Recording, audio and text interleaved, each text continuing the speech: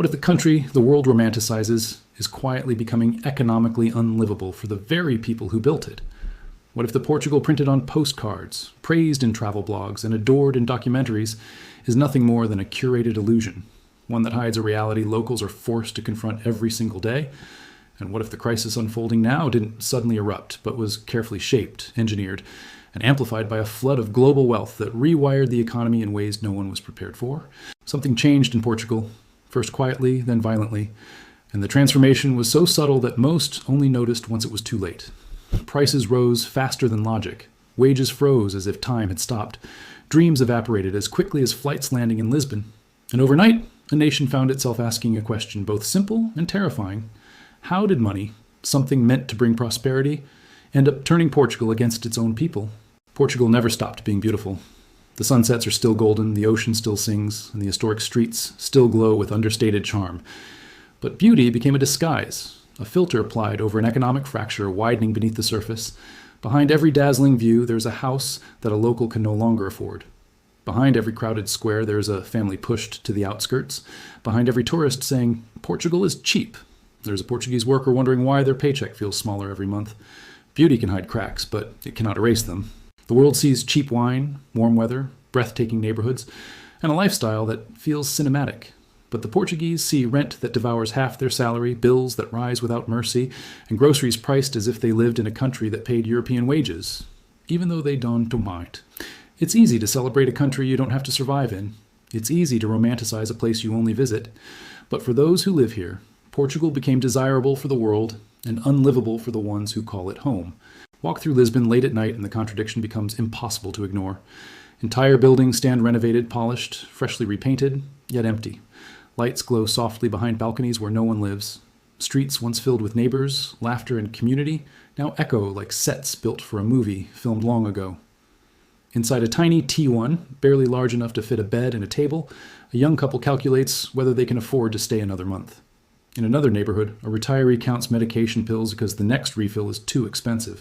Across town, a talented graduate scrolls through job listings abroad, realizing their Portuguese diploma is worth far more in Germany, the Netherlands, or Canada than in the country they love. In a supermarket aisle, a mother hesitates, not because she can decide what to buy, but because she can no longer afford what she always bought.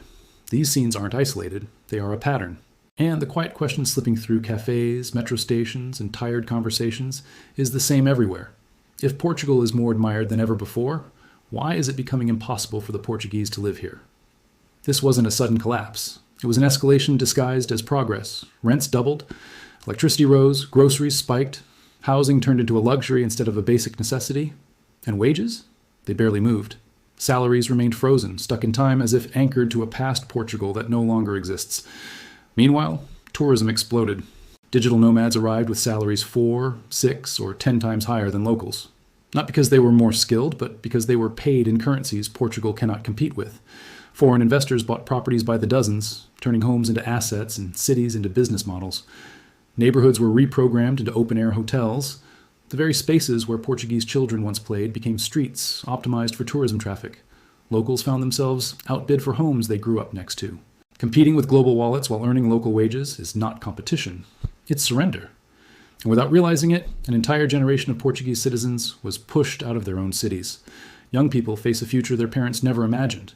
Graduates with degrees, bilingual skills, and ambition earn wages barely enough to pay for rent. Independence is postponed indefinitely. Saving is a distant dream. Many leave, not to explore the world, but to escape humiliation. Meanwhile, retirees who built the country now struggle to afford medication, electricity, and a basic grocery list. Portugal didn't just become more expensive. It became economically incompatible with Portuguese salaries. The country remained beautiful for everyone, except for the people expected to live here. To understand how this happened, you must follow the money. And the money tells a story far deeper than tourism or popularity. Portugal is a small economy.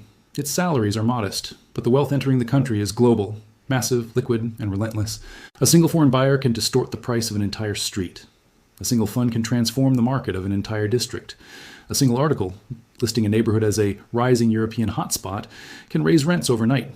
Policies meant to attract prosperity instead attracted displacement. They brought wealth without equilibrium, growth without protection, investment without responsibility. Short-term rentals like Airbnb removed tens of thousands of homes from the long-term market. Golden visas turned real estate into an entry ticket, not a place to live. Tax incentives designed to attract high-income foreigners created an economic duality, a population earning Portuguese wages living beside newcomers priced at global standards. Tourism inflated the cost of everything: food, transportation, electricity, and of course, housing. Portugal stopped being indexed to Portuguese incomes. It became indexed to foreign ones. Imagine earning $900 a month while your landlord calculates rent based on what a Canadian tech worker can pay. Imagine grocery prices rising because tourists inflated the demand for restaurants and local supplies. Imagine electricity bills climbing because housing became more competitive. This is not imagination. It is the current economic structure of Portugal, a structure where locals are spectators in an economy no longer built for them. Low wages have plagued Portugal for decades, but low wages alone didn't cause this crisis. It was the collision, the clash between fragile local salaries and aggressive global wealth, that triggered the perfect storm. When massive money enters a small economy, locals are not outperformed. They are overwritten. Portugal didn't collapse economically, it was priced out. Neighborhoods once built around community now exist for Instagram tourism. Traditional bakeries replaced by specialty brunch cafes targeting foreigners. Souvenir shops replacing grocery stores. Apartments transformed into investment vehicles. Culture converted into marketing material. Portugal didn't just become more expensive, it became financialized. And when a nation becomes more profitable as a destination than as a homeland, the people who carry its identity get pushed aside. The consequences stretch far beyond spreadsheets and statistics. Families scatter across Europe. Elderly parents grow old without their children nearby. Cultural identity thins. As traditional life becomes a memory instead of a reality, communities built over generations evaporate in a few years. A country without its people isn't a country. It becomes a commodity, a brand, a marketplace. Tourists consume it. Investors trade it, but the Portuguese lose it. People feel alienated in their own streets. They cannot live near their work. They cannot afford the homes they grew up in. They cannot imagine a stable future. And the question becomes darker. If the people who sustain Portugal can no longer remain, what future does the country truly have?